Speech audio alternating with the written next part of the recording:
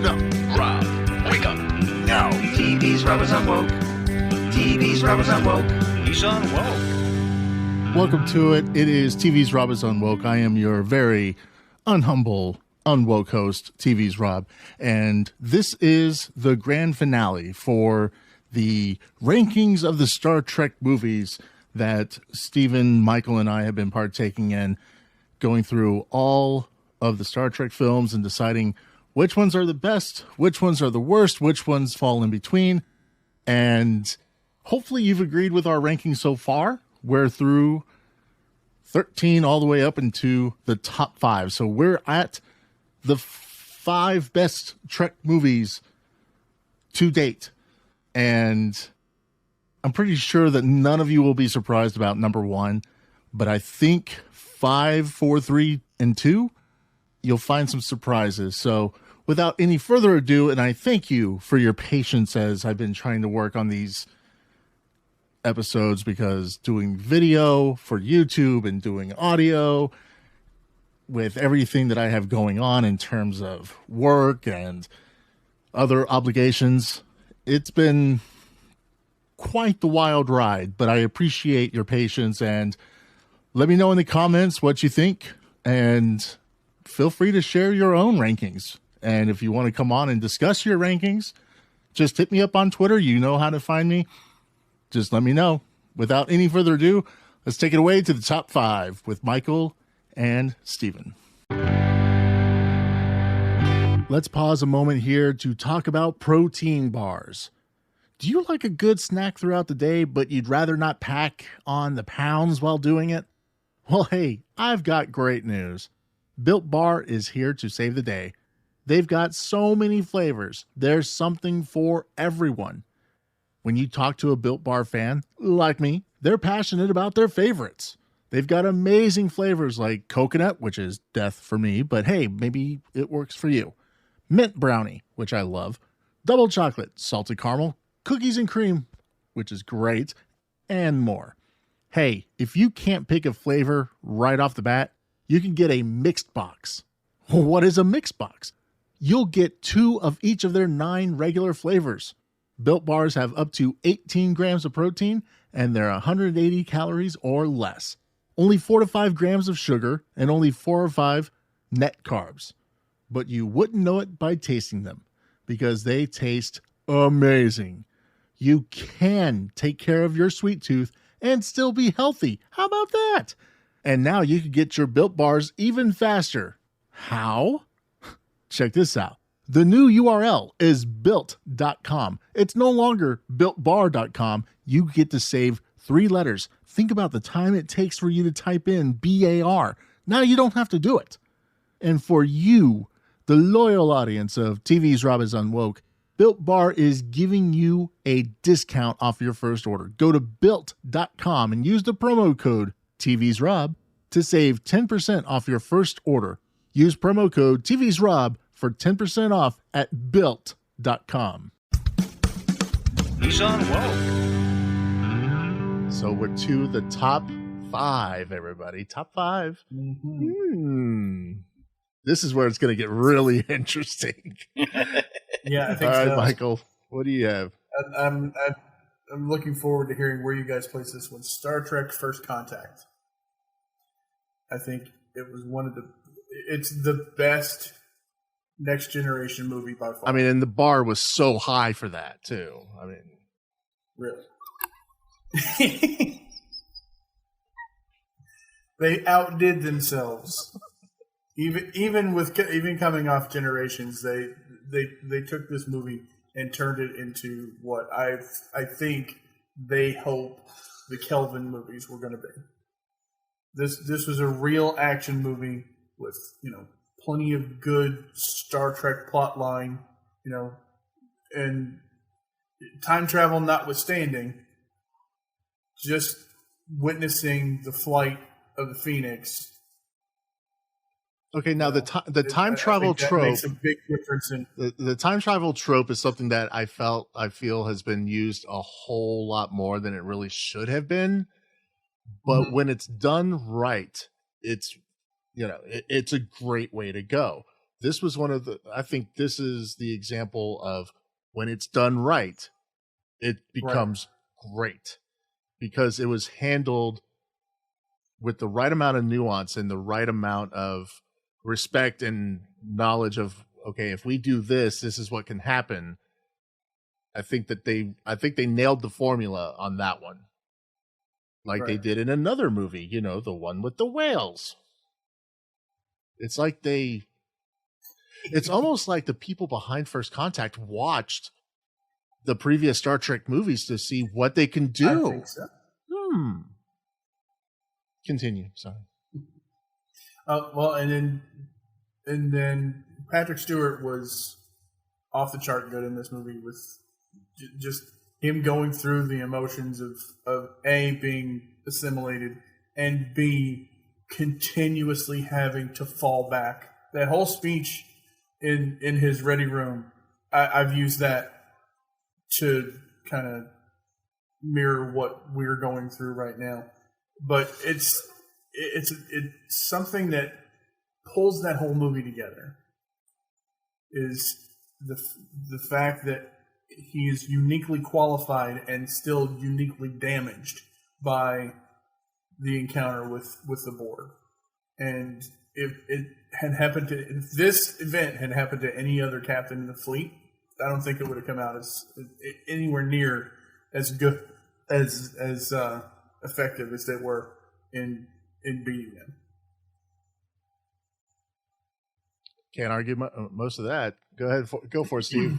Number 5. So my number for 5 the Captain Princess. My number 5 is Star Trek 3. So okay, if you look at it, he basically had a trilogy bookended by 2 individual movies. So, and Star Trek 3 kind of broke the mold for me on how people normally see trilogies, where you have a great first movie, a meh second movie, and then a killer third movie. In my opinion, all 3 movies, when it came to 2, 3, and 4, were awesome movies. So, Star Trek 3, it definitely brought a lot of anguish into things. You see the Enterprise pulling in, and she's beat to hell, right? And especially but not destroyed. Not destroyed. Not destroyed. Not destroyed. Or in multiple pieces. Right. So, but she's pulling in, she's beat to hell. You even have that nice shot of Yeoman Rand sitting on the observation deck and watching the ship pull in, and she's just like, will you never learn? Wait, was that Rand? I thought that was somebody else. No, that was Rand. Okay. I guess she was I guess that was one of her drugged out phases. Yeah, no, that was Rand. So probably didn't recognize her all that well, because I think it was the first time in the movies that you saw her. The last time you saw her, she was in one of the classic episodes. No, she was the transporter chief in the motionless picture. That's right. No wonder we can't remember that.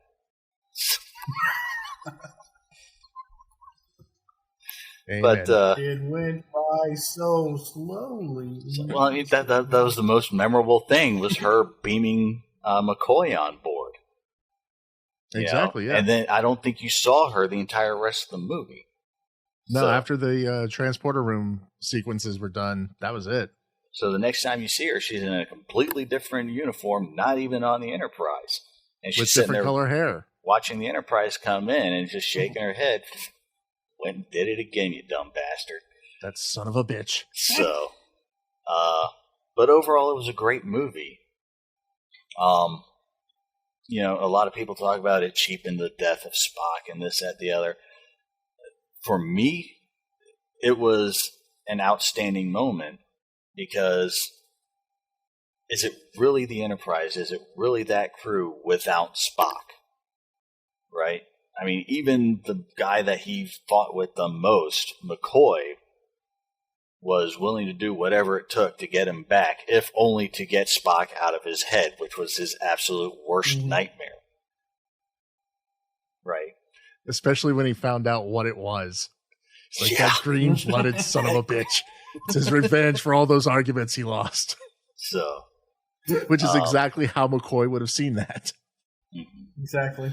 For me, number 5, just like with the pretty princess patriot Captain Steve here, try to weave in as many of those as possible. The Search for Spock. That needs to be your handle. Just as soon as we're off, you need to put all of those. if my phone weren't on the charger, I'd do it right now. Use all the characters. For me, Search of Spock. Search for Spock, the same for a lot of the same reasons that you gave. It was the meh movie of the trilogy that they had somehow organically concocted. They weren't really setting out to do it at first. It just kind of worked out that way. And the reintroduction of Saavik as a just cold green-blooded Vulcan. I don't know if that was the right way to go about it with that character. I understand recasting, so you have to go in a different direction. Blah blah blah blah. The thing that drove me nuts was the fact that the Genesis experiment was deemed a successful failure, and when the planet's all breaking apart, that nobody seems to comprehend. Not even the guy who helped design the damn thing can figure out that the reason that this planet is falling apart and not having the results that they were expecting it would, like the cave on, Regula, was they couldn't figure out that the reason that whole thing was falling apart was because it wasn't detonated on a planet or a rock, a planetoid surface. It was detonated in the middle of a frickin' nebula with the Reliant as its catalyst. Of course it wasn't going to work. It wasn't detonated where it should have been. Yet somehow nobody seems to figure that out. I mean, unless I missed something.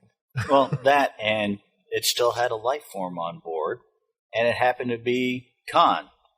So, of course, the planet's going to try and kill anybody who comes nearby. Exactly. I mean, if planets have personalities, that one had the worst one possible.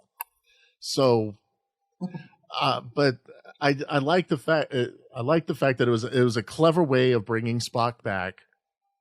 That wasn't like, oh, hey, it's a clone, or he didn't really die, or we went back in time. No, I mean, it was clever. It was a cleverly written movie.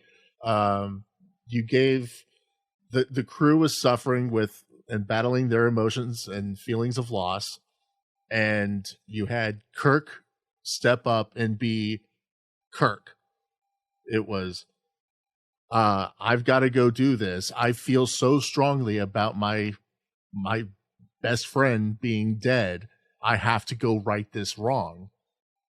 And it introduced new elements of Vulcan mythology, the whole Katra and everything. You saw at the very end Mark Leonard portraying Sarek, where he said the line, my logic is flawed is where my son is concerned. So, you get to see some new elements. It brought something new while giving you what you expect from a Star Trek movie, from Star Trek in general.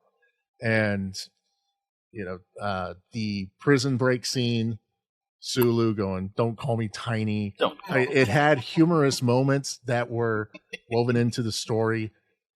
It also showed that, hey, wait a second, you can have multiple captains on a starship and it's no big deal because Scotty was promoted to captain of engineering. Which I thought you could only have one captain. I didn't know that in their way of doing things that you would have captains in different divisions, but not necessarily in command of the ship. I mean, I know in the military, obviously, you can have captains everywhere, but it's not it's just not the same in the way that they do it here. So I found it interesting. I'd like the theft of the Enterprise was cool. The sabotage of the Excelsior. Yes. Even though they decided that the Excelsior experiment was a failure because Scotty sabotaged the thing. I mean, did the Excelsior and the transport system really get a fair shake? Probably not. Why? Because Scotty decided to make some random ass quip. The more they complicate the plumbing, the easier it is to stop up the drain. I mean, that's great. It was a good movie all the way around. So, and not the best Trek, not the worst. So it gets in the top 5. And who didn't love Christopher Lloyd in his role as a Klingon? And when we get to the voyage home, I'm definitely gonna tie that whole thing together. When you think about it, I'll just do it now. I thought he did an awesome job playing the Klingon commander. And think about it: this Klingon bird of prey that was stolen from Christopher Lloyd went back and it became a time machine that was stolen from Doc Brown. Talk about putting two franchises together in a perfectly beautiful way that most people wouldn't even understand. They stole the time machine from Doc Brown, went back in time, and then had a problem with the power source that prevented them from getting back to the future until they got it fixed. Sound familiar? There you go. And again, part of a trilogy. Mm-hmm. Yep. Except in this case, the trilogy just didn't go continually downhill. Exactly, yeah. Absolutely right. All right, Michael, what's your number 4? So number 4 is actually number 4. It was the first one I ever saw in the theater. And there's a lot of just nostalgia surrounding the fact that they put them in a familiar environment. My brother actually was a Marine at the time. He'd been on that Enterprise. He actually was stationed on the Wasp, but he was able to go and visit that Enterprise. And it was the whole thing, the natural comedy that they were able to grow out of the storyline. And just the harmony of the cast, like the crew working together to get this done. It was all just really well laid out and well executed. And for that, I think it's not my favorite movie. It's the most heartwarming of the movies, I think. And definitely with that one, they worked in humor so great. Like when they were getting Chekhov from the hospital, name, rank, Chekhov, Pavel, rank, Admiral. Like, so awesome when he did that. And that was a joke that they even tried to lift and steal for purposes in TNG, and it didn't land the same way. No. Because you had Data being the ever-present straight man. You know the episode I'm referring to, right? The season 2 finale where Riker... Oh, Shades of Grey, where he's passed out. Yeah, Pulaski, he comes out of it and they're like, what's your name and your rank? And he's like, or do you know who you are? He's like, of course I know who I am. I'm Captain Jean-Luc Picard of the USS Enterprise. And Picard's like, well, the Admiral and myself, we're here to check on you. And Data's like, I don't think you have the ability to promote me to the rank of Admiral. I know where that joke came from, and you guys did not get it right like they did with Chekhov, Bones, and Shatner. Not at all. So, for me, number 4, The Undiscovered Country. Isn't it my turn? Oh, I thought you did. I thought you went. No, Michael went. Oh, my bad. Okay. Shit, I fucked it up. we were going so well, and I screwed it up. Damn it. Okay. Sorry, Steve. Thanks a lot, Shatner.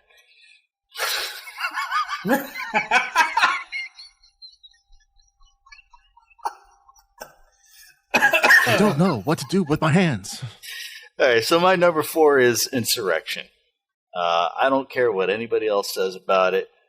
I thought it was a great movie. Some of the humorous elements, it was just kind of like why, really. But for the most part, it kind of worked for me. I mean, you had Data being Data when he overhears Troy and Crusher's conversation about their breasts. That worked out. Oh, no, not breasts. It wasn't breasts. It was boobs. I mean, Sorry. straight up. I mean, the fact that they still use the word boobs in the 24th century, I'm like, yes, boobs are forever. So you had Data being Data in that case, which worked out perfectly for me, although screwed it up with other stuff like the flotation device joke, which completely fell flat. And then if you were a female android, I would have said, yeah, I mean, that would have made sense. Maybe. But especially his interactions with the young boy, when we've spent so many years seeing Data basically being childlike himself and having to learn from everybody else. And now here's Data, and he actually gets to pass on what he's learned to a child. Such an awesome moment for me.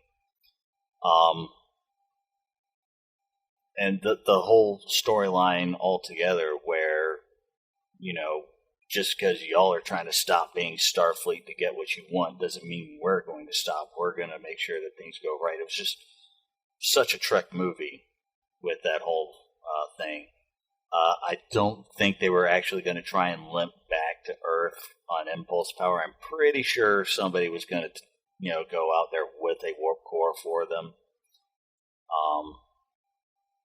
So I kind of shoot down that point that somebody made earlier. I can't remember who it was. Yeah. So I really don't think they were going to try and do that. They tried to do that in Deep Space Nine, and even then somebody went out and got them.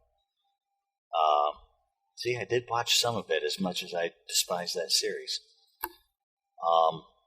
But overall, it was a great movie, and in all reality, when you think about it, a great setup for Picard, and seeing how Starfleet has started shifting some of its views and how extreme they're going to go, and how a crew that we love and has been the forefront of Starfleet for years, what are they going to do when that moment comes? But again, this was the instance where Picard fought for what he believed. He didn't take his ball and go home like he did in his own series. Yes, but we were still at a still point. Don't like that series. We were still at a point where it was only part of the system that was trying to overcome things in insurrection. So he still had something he felt could be saved. Whereas Picard came along, and it was like the entirety of Earth, not just a small segment of Starfleet. Not even all of Star. It was the entire Earth government just said, nope, we just got attacked. We're more important than you are. Your society can die. We're gonna stay where we are simply because a couple androids came and killed a few people. We don't care that your entire civilization's about to die because of a star. So for me, it's still two completely separate situations. Fair enough. So you're still wrong. Now you can go with your number 4. Number 4, Undiscovered Country. What? It's top 4? How dare you? Oh, I'm sorry. To me, is it a good movie? Yes, it's a good movie. Was it a proper farewell, send-off movie for the original crew? Absolutely. There's not a whole lot I could say that is wrong with the movie. I just feel like on my scale of likes, this is the one that it's the best of the rest after the top 3. And visually, I think the movie still holds up even today. Visually, it holds up. I think of all of them, it's the one that holds up the best. The storyline is something that it was very fitting for the time. I don't like the fact that you had David Warner in 2 movies back to back playing different characters, but that voice is so recognizable that you know exactly who it is. So, and the fact that he gets killed sucks. In all fairness, though, he needed redemption after 5. Oh, absolutely. Absolutely. I think that he also got it when he was playing Gul Madred in season 6 of TNG. You know, there are 4 lights, okay? Not 5, not 3, but 4. But loved him in that role. I like the tension between the Klingons and Kirk, but I like the fact that they were able to move beyond it. At the end, you got to see the ball get rolling to the universe that we see in TNG. I liked the conspiracy element of it. I like the fact that you had Renee, Odo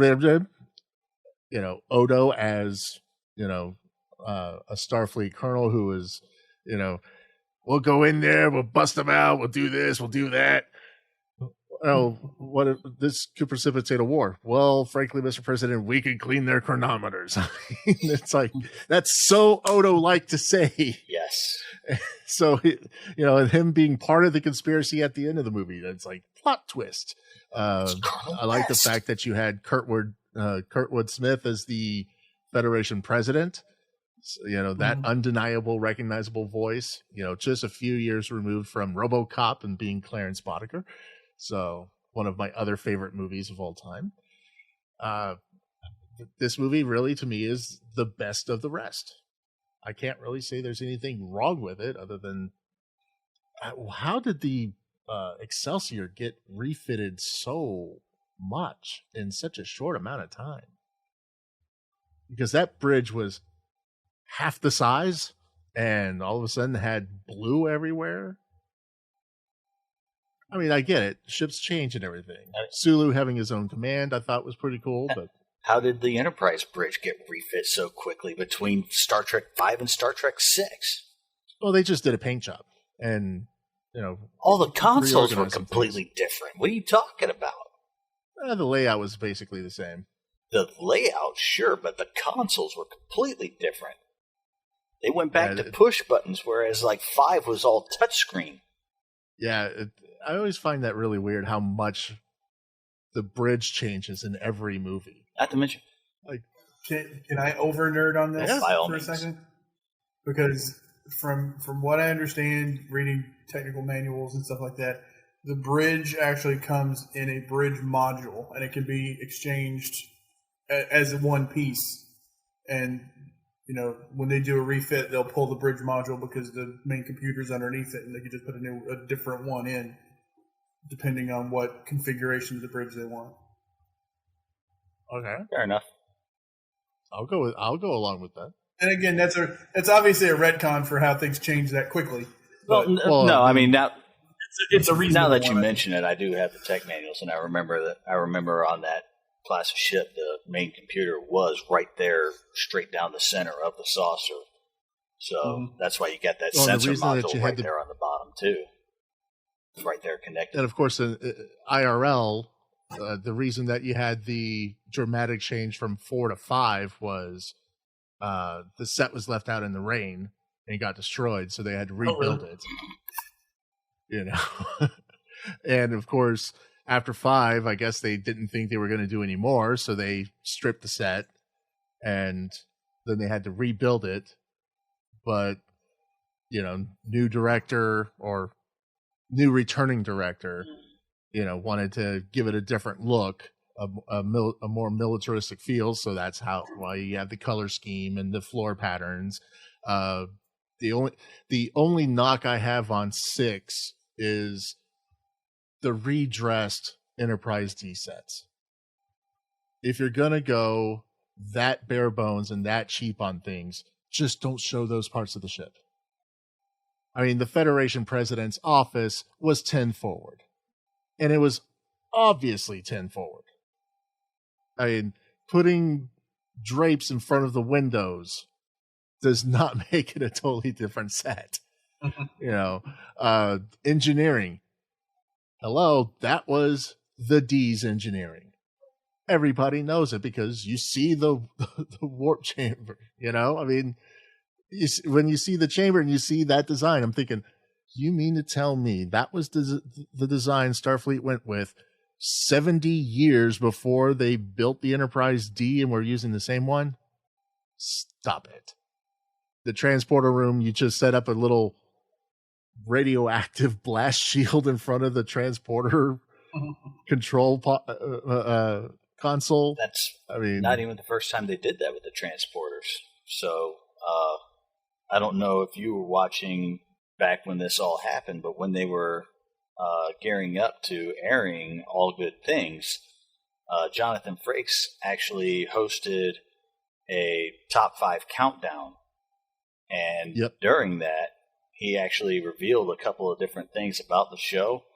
And the Next Generation Transporters was the original series part transporters. Was actually the bottom part flipped over.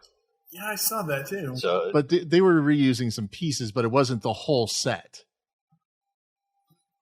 I mean, again, all you got to do is change a couple backgrounds, flip it over, and you got a whole new transporter. That's true. And give it a different paint job. But I mean, the doors were straight up Enterprise D. They just had these little stickers on them that showed that it was different. I mean, like I said, if I were going to knock Star Trek 6, that would be the only thing. But I understand that from a studio standpoint, we're doing this movie, we have this show going on.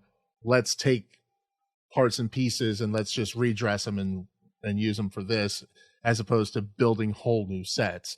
I mean, the conference room that they were in at the very beginning of the movie, where Kirk's being told, you get to go play with the Klingons. I mean, that wasn't even a set. That was like a recital hall on the Paramount lot or something like that. I mean, it wasn't even designed or built for that. It was a banquet hall. So I get it. I get the cost saving measures. If I were going to knock it, that's the only thing I'd have to say about it. So now it gets really tough, right? Number 3. How do you feel about, when we're talking about engineering sets, how do you feel about Star Trek 2009 filming like main engineering in a brewery? Yeah, okay. It certainly explains why Scotty's in charge of it. That's true. Yeah, absolutely. That's true. And not just any brewery, the Anheuser-Busch brewery. So no wonder Uhura was ordering Budweiser Classics at the bar. I mean, to be honest, I mean, the engineering set for that movie, I mean, I applaud JJ for wanting a practical set as opposed to we're going to film, really up close and we're going to have green screen everywhere. There's something to be said for that practicality, being able to run around, through the set. I mean, I kind of appreciate the fact that they were showing just how massive this stuff can really be, as opposed to, on TV where you just get this room and we're supposed to believe that this one little tube here does all this magnificent stuff. But at the same time, having itty bitty little cores that they were shooting out of the back of the ship, like, shouldn't it be one massive core, seeing as we call it the warp core, not the warp cores? Right. So you're also talking about a ship that for some reason has water tubes and turbines out of nowhere. Yeah. But when it really comes down to it, they were falling into the same thing that a bunch of movies have been doing lately, which was plastering branding all over the place. I mean, you look at the Jurassic World movies, and it's branding all over the place. I mean, granted, they're portraying a theme park, but they did it there. They did it with there was quite a bit of it in Independence Day Resurgence. Right, and it's the same thing here. Just branding because they're trying to make money. So yeah, but practical sets over completely computer generated sets and everything, I'll give a tip of the cap for that. Now, if I'm going to complain about set redressing and set stealing, I mean, sickbay in First Contact for the Enterprise E being the exact same sickbay from Voyager. I'm thinking Yeah, that this is. ship is bigger. It should have a bigger sick bay. And if it's the most advanced ship in the fleet, it should have a more advanced sick bay. Why are we using the one from Voyager? So Well, that's why whenever people start talking about, they're doing this, they're doing that, I try to ignore it as far as, do I think this is a good movie or do I think this is a bad movie? Because if I get into those deep technical things, I'm going to hate everything I see. I mean, when it comes to that, though, that was the design that they started with the holographic doctor, the EMH program. So it makes sense that that the initial designs are going to resemble each other. But also, we saw it in Star Trek Next Generation where you have your main medical bay, but there are also other areas of medical that you don't, like the room where they did Worf's spinal surgery, right, was completely separate from the main medical bay. So we already know that on that ship they have specialized medical facilities that are separate from the main medical bay. So it could be that in Nemesis you had the lab. Yeah, I mean, it could be that in that instance we were simply seeing one of those specialized rooms instead of the main medical bay. Fair enough. All right, number 3. Number 3 is number 3. The Search for Spock. Coming off Star Trek 2 and having a story that Leonard Nimoy got to step back from and direct and shape in a way that really gave weight to Spock's death in the first place, and then, brought him back in probably one of the most natural ways, most easily understandable ways that they could have. And again, Christopher Lloyd, I'll watch him in anything, but as Klingon, as Kang is just, he's over the top. It's so great to watch him just let loose and, overact Shatner, which is a feat in and of itself. Yeah, who thought somebody could do that? No.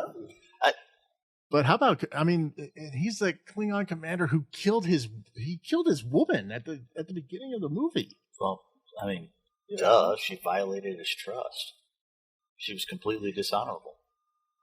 But didn't she need to verify that the information was genuine? It's not her business. What if she had given him data that was like, the kid with the broom acting like it's a lightsaber? What if that were on that disc instead of the Genesis data? He would have killed her anyways. I thought she was helping him by reviewing that data. Now, of course, you just can't have loose strings. Maybe. Although I just remembered there was a point in our first discussion that you brought up about Savick being a pedophile because of dealing with Spock. I've done a little bit of research since then. Ponfar does not start at puberty like we were thinking. It starts at adulthood. So she was not, in fact, a pedophile. Oh, okay. The jury's still out on Neelix and Kesta. Neelix will always be a pedophile. Anything else you got for Search for Spock there, Michael? The recasting of Kirstie Alley with, I can't remember her name off the top of my head. Robin Curtis. Robin Curtis, that's right. She was later in an episode of MacGyver, and she was fine. She was great.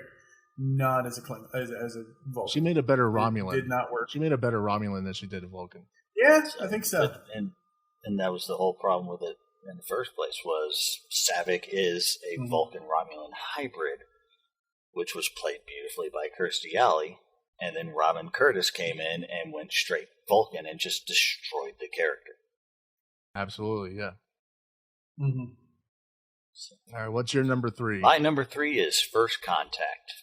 So, in my opinion, it is the Wrath of Khan of the Next Generation movies.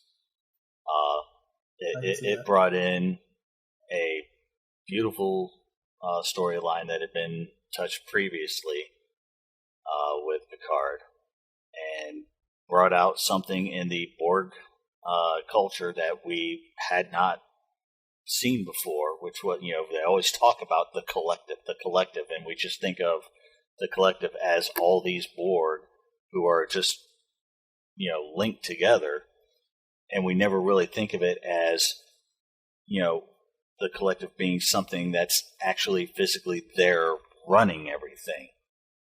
And it actually ties in beautifully with the whole idea of the Borg being synonymous with socialism, right? All animals are equal, but some animals are more equal than others. And so you've got this one being who's actually running the whole show. They're the only one with essentially their own identity, right? Because you notice the Borg Queen never says, we this, we that. It is I. I am the collective. I do this. I do that. So I am the one who is many. All animals are equal, but some animals are more equal than others. So, but, just, the action itself in dealing with a well-known Trek villain, and, actually going back and exploring, how humanity made the leap from war-torn planet to founder of one of the greatest space republics known in the history of science fiction, right? And bringing those two together, and quite possibly the greatest thing in the entire movie, Barclay being Barclay. Yes. So, absolutely. All around, like I said, for me, it is the Wrath of Khan of the Next Generation movies, well deserving of number 3. All right. For me, number 3 is The Voyage Home. We have to save those whales. Damn it. One way or the other. I found it to be that was the perfect elixir for the 2 movies prior. You're dealing with, revenge, loss, grief, rebirth. You're dealing with all of these really heady subjects. You have Kirk suffering the loss of his son, after losing his best friend, but then getting his best friend back, but not being able to get his son back. You have, the crew is exiled, and they, the bit of historical irony, naming the Klingon bird of prey the HMS Bounty, so nice tip of the hat to history. You have and we talked about this before, the time travel trope being used too much, but when it's done right, it could be something great. This is the example of it being used right and being something great. You have the whole fish out of water element, but then somehow some of them are really able to go along with the flow a lot better than others. You have the hospital jailbreak scene, which was fun. You have, I think he did a little too much LDS. LDS, he was part of the free speech movement back at Berkeley in the 60s. And then you nail that part, but you screw up LSD. Come on. The humor in there, it landed. It was funny. It was lighthearted. You got to see a different side of the crew that you don't typically see. So, but then it still showed you what Trek is in terms of the bond of the crew being so strong that they would go back and do things that most of us, as good of people as we try to be, we wouldn't do.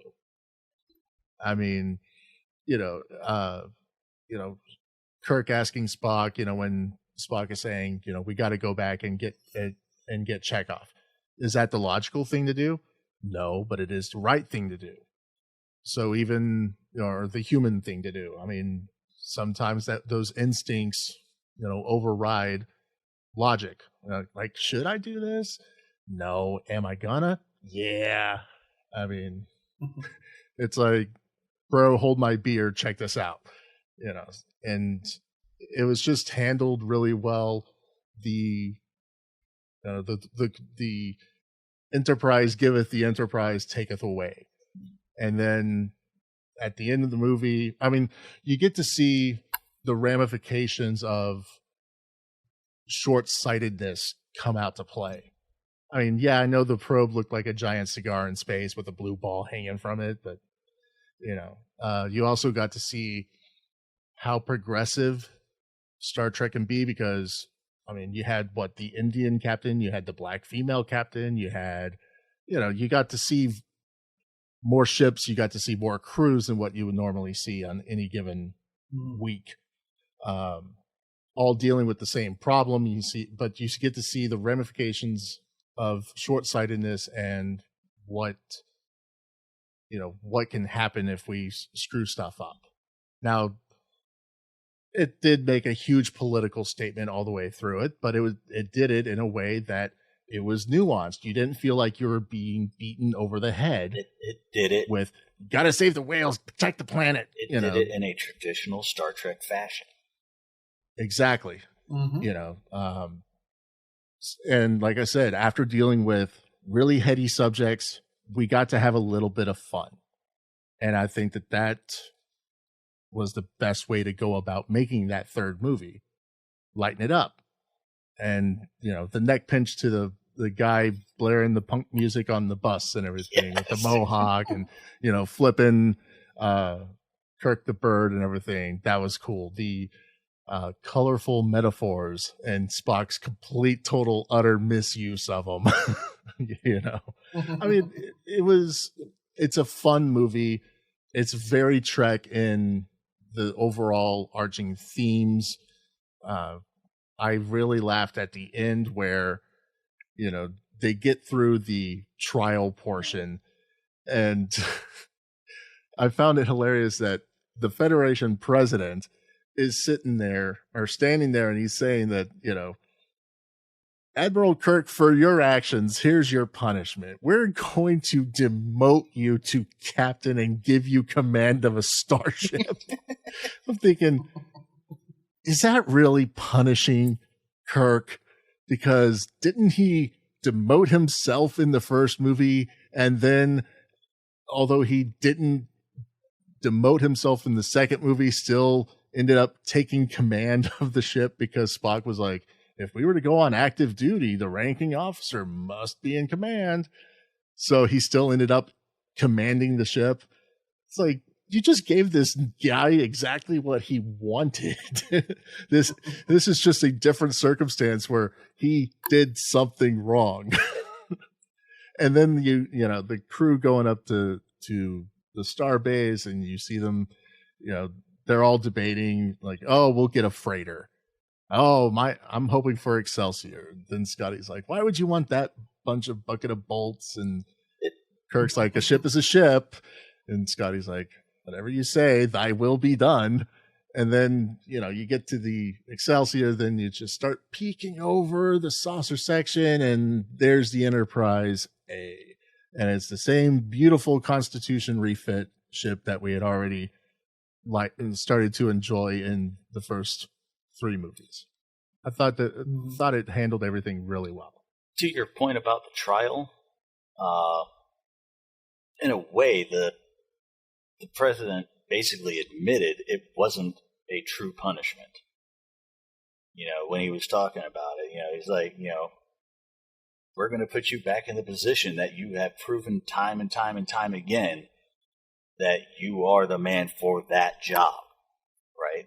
That of a starship captain. So basically what he said was, you make a shitty admiral, but you're one hell of a captain, so we're going to take your rank away, which basically takes away his prestige. It takes away a lot of authority that he has, right? Because he was an admiral. He's got authority over a whole wide range of things. He was chief of Starfleet operations in Motionless Picture, right?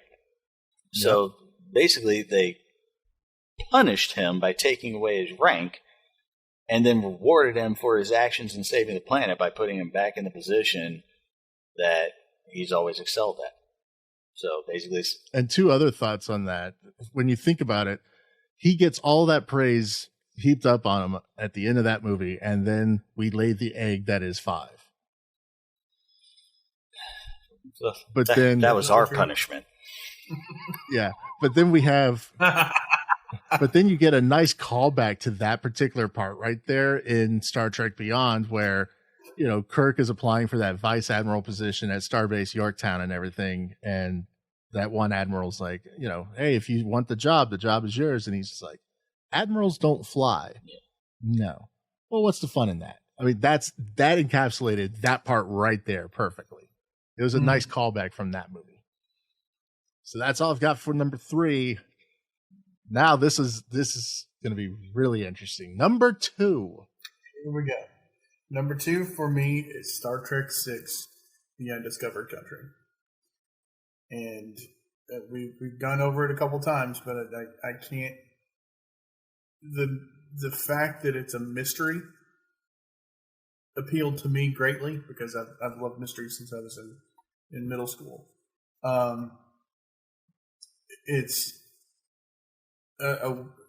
It was really well written. They thought it out, the entire plot. They thought what they were going to do long before. But the weight of this movie, just the first sequence where Praxis explodes. This is the one, I saw this one in the theater too. You would not believe how loud that was over the speakers in the theater. And the gasp from the crowd when it happened was just... that sequence alone was breathtaking. And then the way they laid out the way the story went, culminating in Kirk's realization that his prejudice against the Klingons was somewhat unfounded. Like, there were plenty of people that he could blame for who killed his son. Only one person killed his son, but he couldn't blame an entire race of people for something that happened like that. And the other thing, that the mind meld scene, that was painful to watch, because from the things you learned about what the mind meld is supposed to be, first and foremost, for Vulcans, it's supposed to be a moment of intimacy between husband and wife. For it to be used that way, and knowing that, it was really painful to watch, but necessary to get the information that they needed. And Uhura's face sold it during that scene. Intense movie. Yeah. Oh, yeah. A lot of that's why I've got Star Trek VI at my number 2 as well. It was just an outstanding movie. It set the tone from the very beginning what this was going to be. It was going to be dark. It was going to be foreboding. It was going to be very confrontational, and that was set in the tone of the music during the opening credits. And then they immediately followed that up with an explosion, right? I mean, they just completely set the tone of the movie right there. And then you cut to an Asian guy having tea on the bridge of his ship. Explosion! We're having tea, thank you very much. So, they set that up. You could feel the setup coming from the very beginning when they've got the conference going on, and they tell Kirk he's going to be the one to escort them in, and especially look on Cartwright's face, right? And you see the wheels turning in there, and you start to get a sense of what's going on here, right? So you feel something coming on. I mean, just from the very beginning, they set the tone of the movie beautifully. David Warner and Christopher Plummer playing Klingons. Oh my God. Absolutely. Outstanding job on both of them for their roles. So that absolutely beautiful. I never saw Klingons the same way again after the two of them. No. And then especially Colonel Worf. So that was pretty awesome. Star Trek 6, absolutely outstanding movie. It's always had a special place in my heart. I actually went to see it on my birthday in theaters. Oh, wow. And it actually got interrupted. We wound up having to go back to the theater because we had bought our tickets. We were getting ready to get our snacks and everything, and somebody assaulted my sister as we were heading in, and my mother put them on the ground, and we wound up spending several hours in the mall security office while everything was explained. And thankfully, once they figured out what was going on, we went back, and the movie's like 2/3 of the way done by then. So they wound up giving us vouchers to come back any day that we wanted. So we went back a few days later and got to see it. It was the first Star Trek I'd seen in theaters. So I'm right there. I know the sound of that explosion in the beginning. I remember it dearly. But like I said, that one I saw on my birthday, and that whole event, it's always had a near and dear spot in my heart. Seeing a Vulcan go the way they did, being part of the conspiracy. And like, you can actually sit there and yourself, if you think about it, you can see the logic that they would have gone through to get to that point. Right? So, I mean, overall, just an absolutely outstanding movie. Very, very mystery-like, still staying with Trek, and especially, probably the single greatest line I've ever heard in a Star Trek film. If I were human, I believe my response would be, go to hell. If I were human. Delivered perfectly by I have Nimoy. that in my gift bank on my phone right now, and I use it very frequently. Absolutely. Yeah, I mean, when you dive into that movie, you find out that the scene where the Klingons and the Starfleet crew are dining together on the Enterprise. Mm-hmm. You find out that what the menu items were, and the fact that they were dyed blue. And this is a dinner scene. Everybody's supposed to be eating. So, but nobody wanted to touch that stuff. They actually had to put a bounty on the food. Whoever ate the most would, you got money for every bite you took. I'm willing to bet. And at that point, it became a competition. I'm willing to bet the one Klingon who was bent over when her was trying to talk to him. I'm willing to bet he won. Nope. No?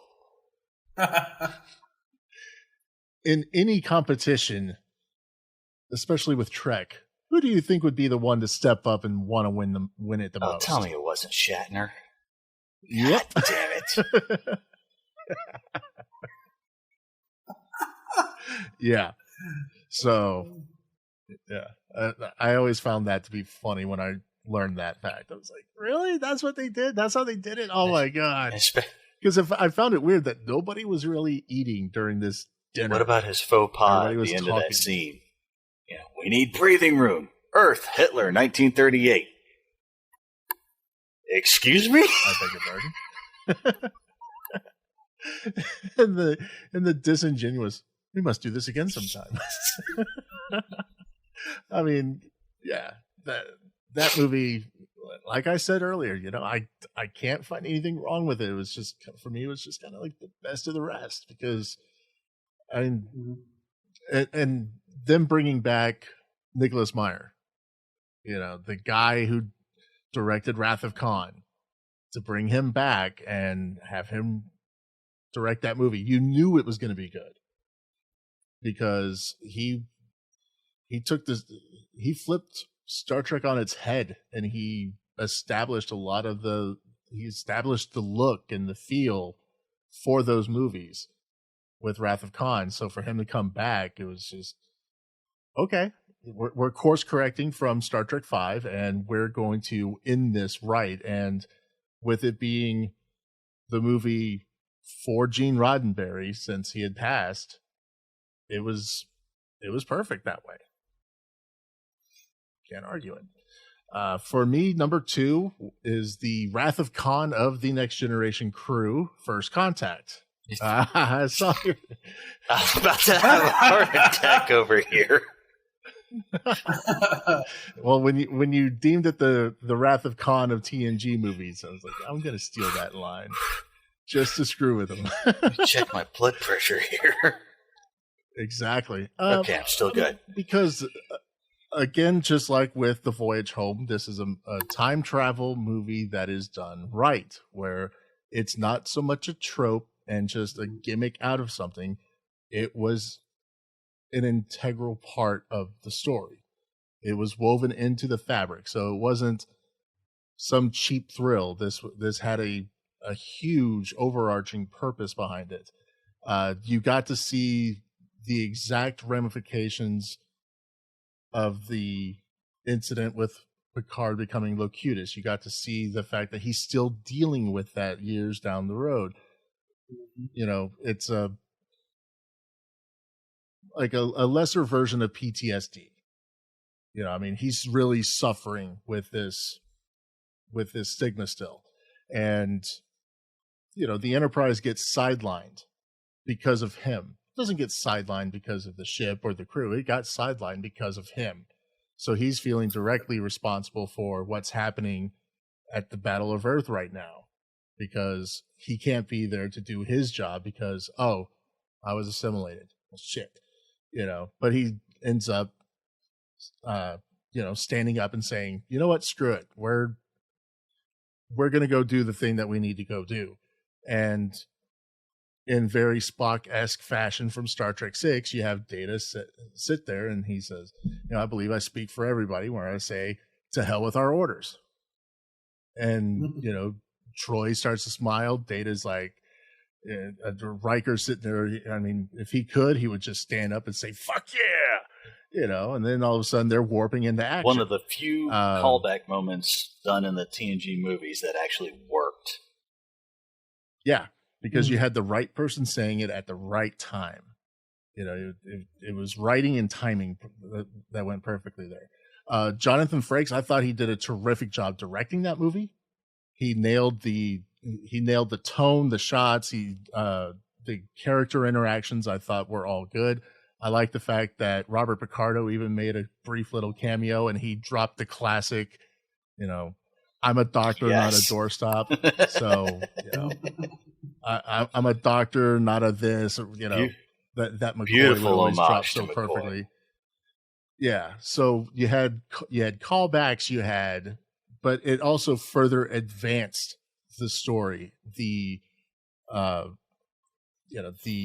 whole mystique of the Borg at the same time, with the introduction of the Borg Queen and the links that the Borg would go to assimilate Earth. I mean, going back to before they achieved warp technology to assimilate them, I mean, that's cold-blooded. I mean, at that point, what has humanity really done that warrants being assimilated? Because usually they're looking to evolve towards perfection. Yeah. That's not when you would go back and assimilate Earth. And a big part of that being, the technology that one has derived. I mean, they even mentioned that, individual people or, low enough levels of technology, the Borg really don't do anything because there's no point to it. So to go back, yeah. So that, I mean, there was the only justification you can really see in them going back and assimilating humanity that early is because they know that later on humanity is going to become a major obstacle to them. So that is really the only reason to go back that early, to assimilate humanity. And you find out at the end with the Borg Queen and everything, there's also a tinge of revenge on Picard from her. Oh, you flatter yourself. No, she took him no longer being Locutus personally. So for her to travel back in time and assimilate Earth, I think that there was a hint of revenge to it as well. Data's personal growth in that movie, I thought, was really telling. The fact that Picard was able to say what he said to Worf, and Worf didn't just kill him right then. I mean, and he even stated as much. If you were any other man, I would kill you where you stand. That's ballsy coming from Worf. Because he was always real big about following orders and being like the perfect little soldier. I mean, he never really questioned much. So for him to stand up like that, it's like, ooh, but he had that level of respect. So you got to see how that relationship has continued over the years, even though Worf is on DS9. I didn't like so much what they did with the Defiant, because the Defiant really shouldn't have been torn up the way that it was. Because this was a ship, again, designed to defeat the Borg, and it's adrift and salvageable by the end. The plot armor failed in that case to justify transferring Worf over to the Enterprise. Which, I mean, you figure they would have bothered to ask if he knew how to fire phasers before they brought him over. I mean, why waste the transporter energy? You still remember how to fire phasers? Yeah, his reaction to that, I mean, again, that's Jonathan Frakes knowing where he can work some humor in and how to work it in correctly with character interactions. The crafty bastards at ILM working in the Millennium Falcon is pretty clever during the Battle of Earth. I don't know, Steve, are you familiar with that? Let him finish hitting his vape. It's been a while since I've seen that one, so I don't. Well, so it's one of those blink and you miss it type things, but apparently when the Borg cube explodes early in the movie, in the explosion you see, flying in the background, you see like a little profile shot of the Millennium Falcon. I'll have to watch again. Since ILM handled the visual main effects. thing I was watching at that point was the ships that got caught in the explosion and died along with it. So yeah, I mean, so it's one of those little Easter egg things. So I mean, it was just clever all the way through. You have Troy trying to talk with Cochrane, and she's getting drunk, and she's just pass out drunk. Then you have Riker just going, like classic facepalm moments. Yes. Barclay being Barclay. Not a huge fan of Geordi's eye implants, but I get it. I guess he didn't want to wear a car's air filter on his face anymore, and it wouldn't be very cinematic. So that part made sense. That, and after the visor had been turned into a weapon not once but twice, it's like, okay, we got to get rid of this thing. But I thought that was, in terms of the 4 TNG movies, obviously it stands above all of them, and it's such a strong movie overall that I feel it shoots right to the top of the list. Now, of course, number 1 is no mystery. I was about to say, we don't even need to roundtable this one. We can just freely comment at this point. Okay, so number 1, best Trek movie, Star Trek II, The Wrath of Khan. As if there was any mystery. They took an episode that most people probably didn't remember by that point, because it was just a one-off character and a one-off episode, and then they built an entire movie out of it and did so absolutely beautifully, right? No weird justification on how they did it. It was completely plausible, completely believable, and I was just absolutely beautifully done the way they did it. So, I mean, beautiful action, and they did it on Kirk's terms this time, where Space Seed, they were actually face-to-face fighting, and now they do it on Kirk's terms, in Starship Battle, and just how relentless Khan could be. Just absolutely beautifully done. Star Trek II: The Wrath of Khan established the look for the original crew in terms of their movies. It established the overall look. You had, in the motionless picture, you had space pajamas. Now we have a really well-defined uniform that, yes, very militaristic in appearance, but it looked sharp.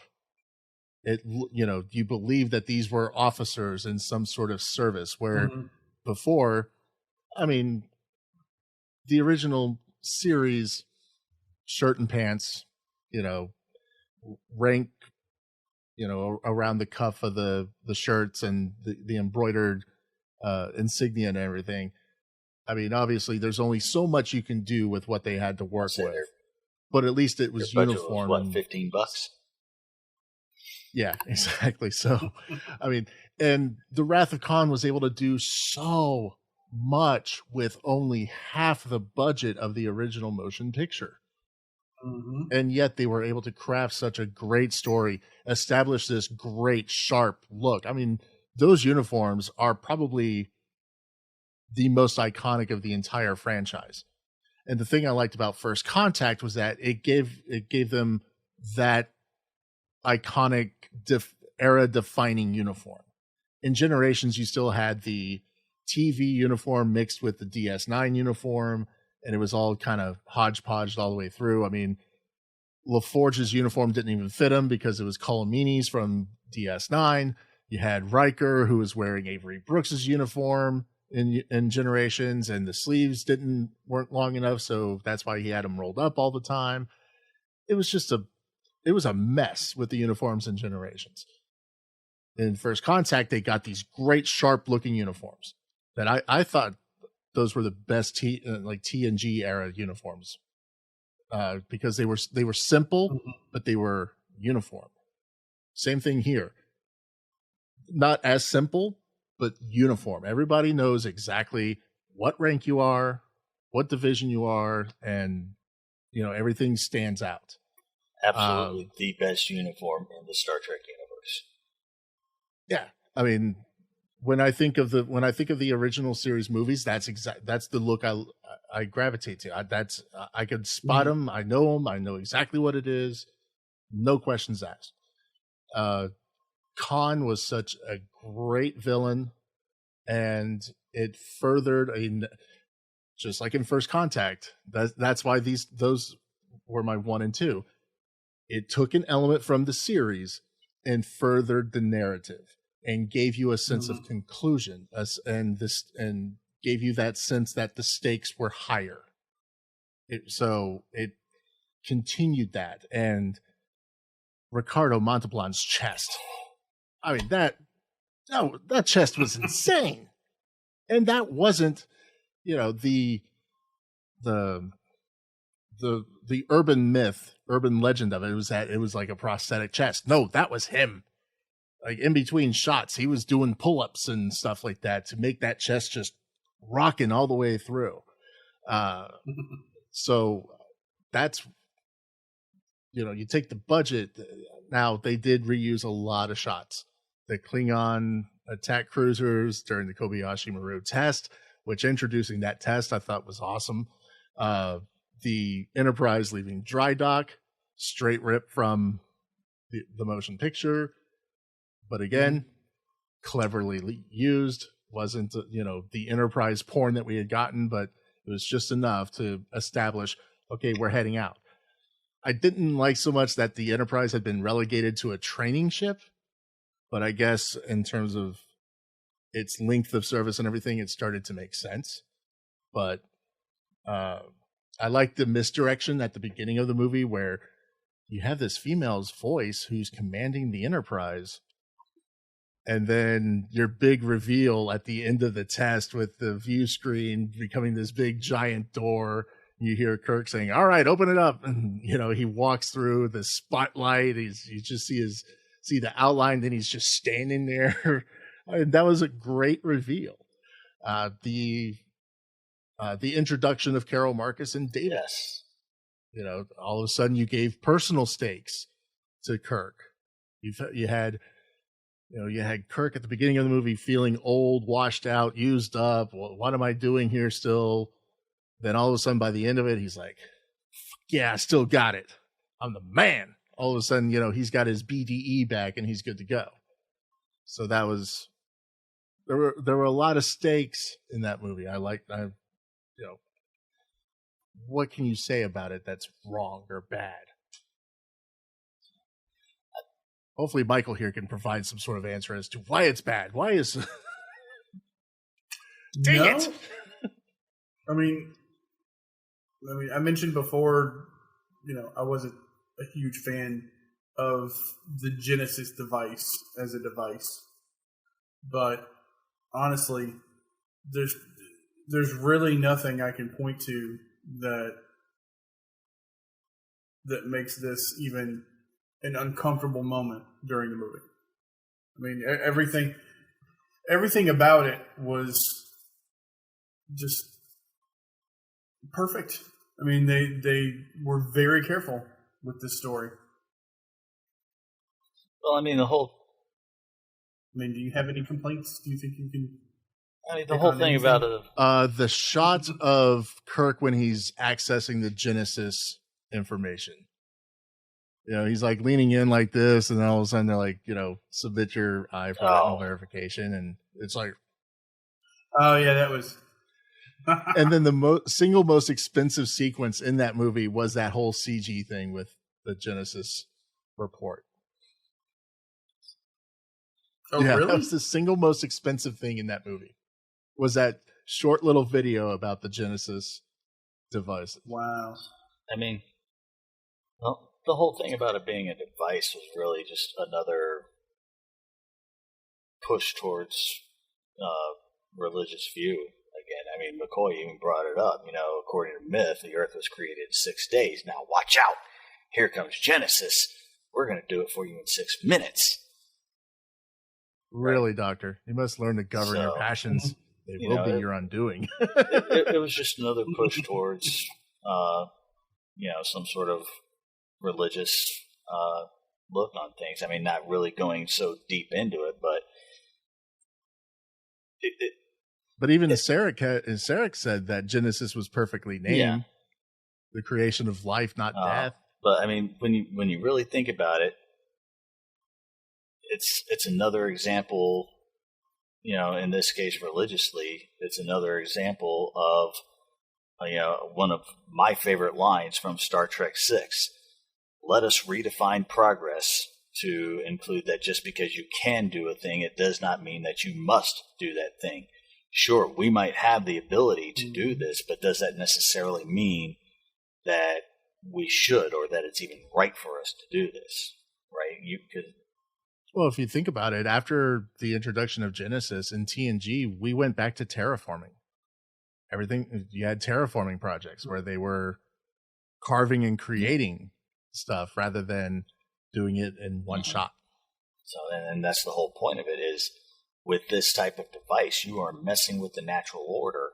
And, just like was pointed out in that discussion, if you use, it would be a perfect weapon for just stealing a planet from somebody, because you could just one shot, you kill off everybody that's there, and the planet is now usable for you. That's right. It would destroy such life in favor of its new matrix. It's new matrix. So, I mean, really the only down point that I have for this movie, and I brought this up before, was the plot hole with Chekhov meeting Khan, because there was no logical connection to it. But even that is just absolutely so minor compared to the rest of the movie. Yeah, and the fact that when you find out later that scene was actually written for Sulu. Sulu was supposed to be off on the Reliance. Sulu was supposed to be doing all of that stuff. And I still say that would have been a better scene. It absolutely would have. Oh my. Oh, Khan knew. I never forget a Don't face, put that in my Mr. ear. Oh. Sulu, isn't it? Oh my. Oh my. Especially with Ricardo Montalban's chest all hanging out like that. He probably wouldn't have waited for the little Khan would have pulled off the mask and that chest had been there. He'd be like, oh my. Yeah, he wouldn't have even been able to say Khan. It would have been, oh my. Oh, Khan. Nobody would have known who it was until 20 minutes later when he finally said his name and introduced himself. Yes. It would have Stick your been eel in Sulu my going, ear. oh my. Exactly. Not that we have a problem with Sulu or the actor portraying him being gay. No. It just would have been a very amusing scene. And knowing that part about the actor, you would have been like, makes total sense Yep. now.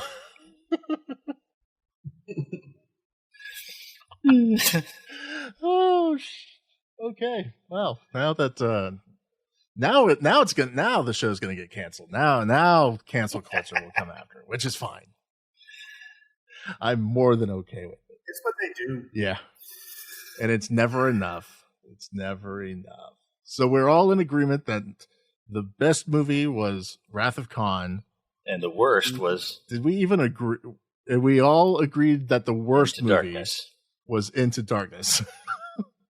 So And we're For the same reasons. For theft and plagiarism and do we want to discuss the what the culture rating, or just let them watch the video?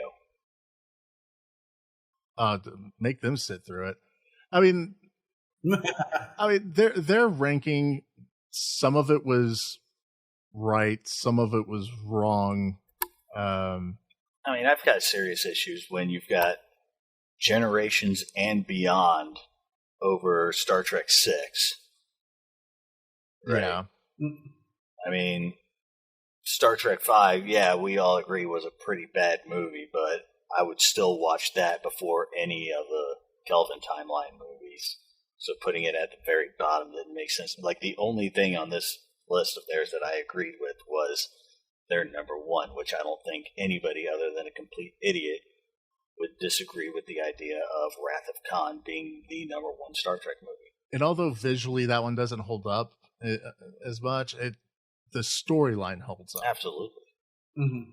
I mean, by far that one holds up the best. And honestly, I mean, nobody, and I mean absolutely nobody, would sit here and say that William Shatner is such a tremendous actor. You know, I mean, is he good? Yes. Is he great? No. But the end of Wrath of Khan, you believed it. You felt the emotion. That was powerful shit. That was one case With where the his death of Spock. overacting worked for it. Yeah, absolutely. And even then, I'm not 100% sure he was really overacting, because he didn't have those telltale signs. You know, he didn't go full Shatner in that scene. His cadence probably. You never go full Shatner. His manner of speaking in disjointed sentences. Exactly. The way he did. And putting emphasis on the wrong And word. I will give him credit, though. If you've ever seen him when he was in part of a Comedy Central roast, he acknowledges the fact that he's known for that and messes with it in those roasts. So he's aware of it. Oh, and today, I mean, he's a total parody Oh, yeah. of himself. I mean, he knows it, and he takes it and he runs with it. He's made a whole new version of himself using that as like the catalyst. Which, I mean, the guy's 90 years old. He's going to be going up into space this month. He's going to be the oldest man in history to go to space. And he's taking Blue Origin to do it. I mean, that's badass. Captain Kirk is going to the stars. He's going to space. Say what you will about the. Now, of course, he's not the first cast member of that show to go to space, but, you know, he will be the first living one. Say what you will about the man and his acting. I mean, he acknowledges who he is, and I mean, he has fun with it. He doesn't sit there and try and say anybody's wrong for it or anything like that. He's like, hey, okay, and makes it work for him. Absolutely. I mean, but the Spock death scene really made you feel it, and made you wonder, is Is this really what's going down? Because back then we didn't have all the sources and the leaks and everything that we have. And especially when he's sitting there, he's like, what do you think of my solution to the no-win scenario? Because that really was a no-win scenario, and they still cheated it, and it wasn't even a computer glitch or anything that did it. And this is another scenario where Kirk basically cheated death, and rather than patting himself on the back for cheating death like he had in the past, this was the one where he really felt it, and he didn't feel it as a win. He took it as a loss. The whole crew took it as a loss. And hearing his monologue during Star Trek 3, where he's like, the death of Spock is like an open wound. You know, you hear the grisliness in his voice and just basically like the pain right then. I mean, that stuff felt genuine as hell. Everything right that they got at the end during Wrath of Khan and during the opening parts of Star Trek 3, they got completely wrong with Into Darkness. Absolutely. You know, I mentioned that Chris Pine and Zachary Quinto could be considered superior actors in some way, shape, or form. I'm sure some people would say they're tremendous. I don't know. But I didn't feel any of that. I didn't feel a bond or a connection between that Kirk and that Spock, where Kirk flipping the script and taking care of the warp core himself, and then Spock having his breakdown moment, yelling Khan, which wasn't nearly as anger and pain-filled as it was with Kirk.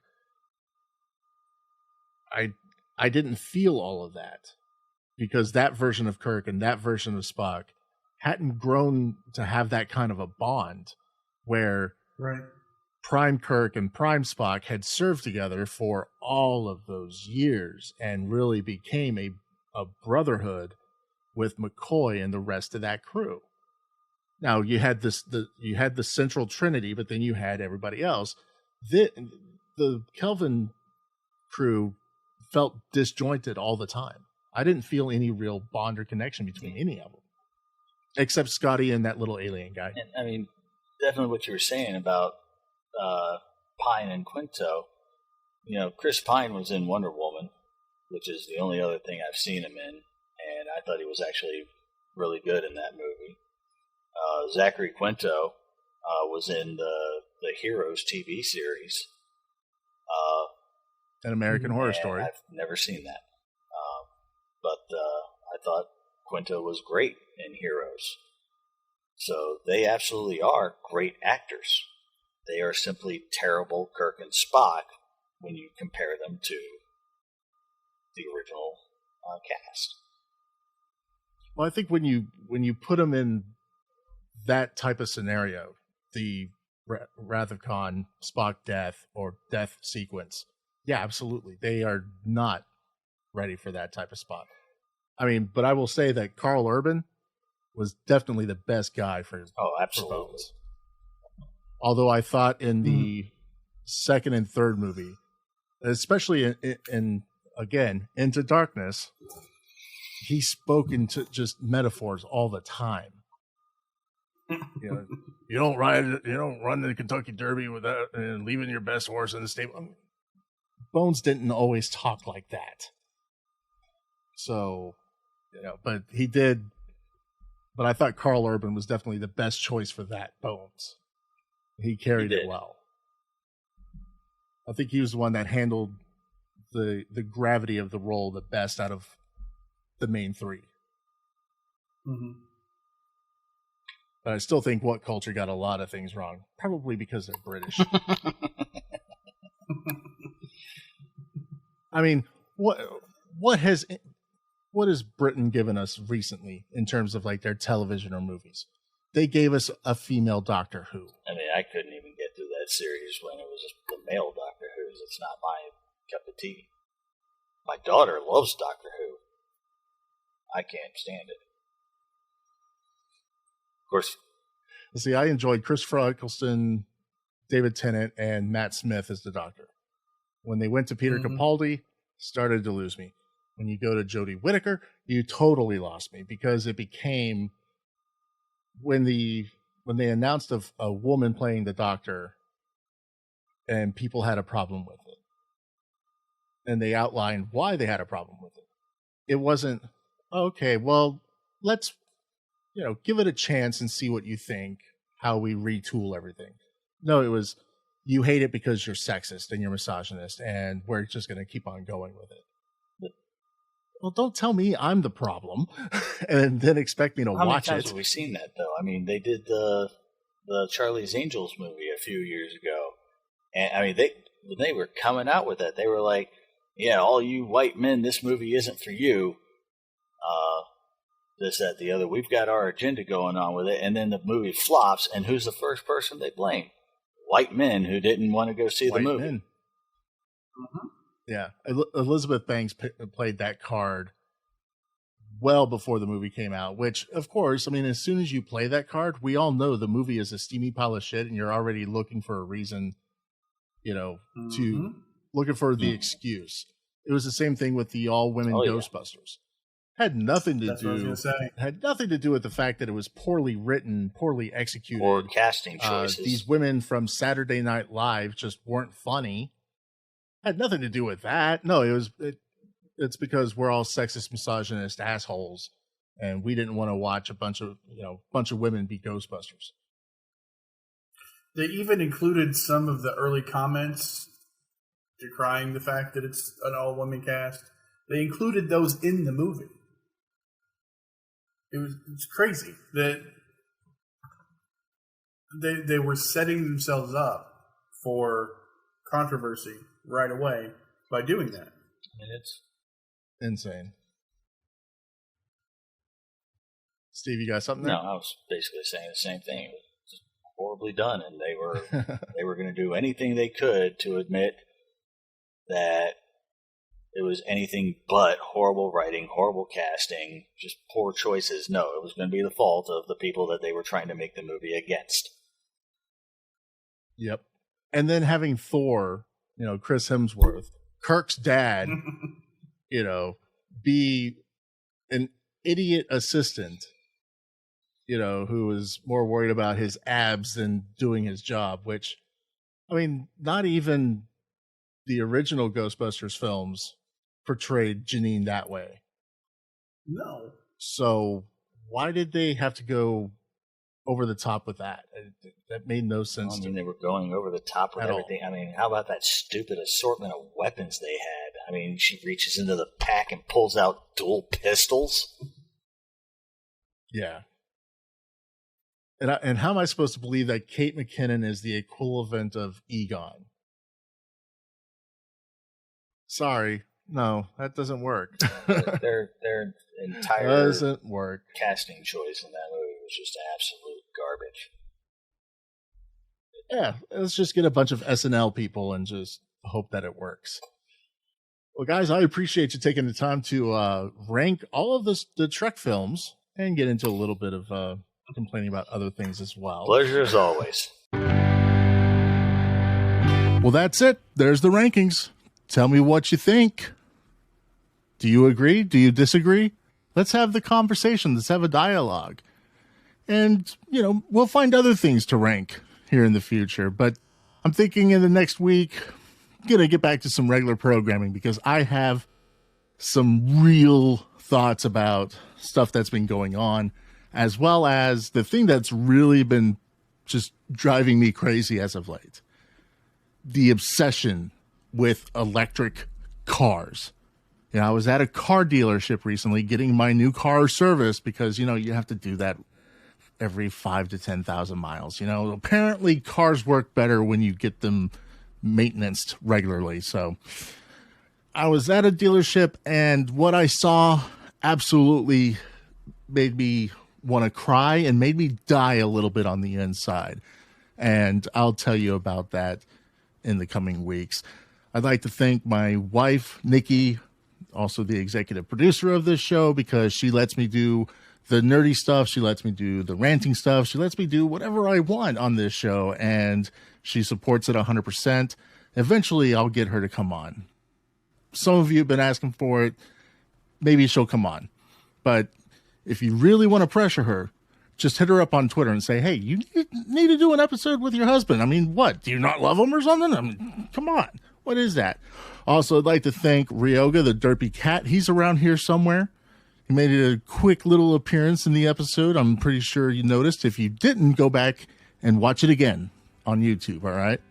Anyways, that's going to do it for me. I am TV's Rob. This is TV's Rob is on Woke, and I'll catch you next time.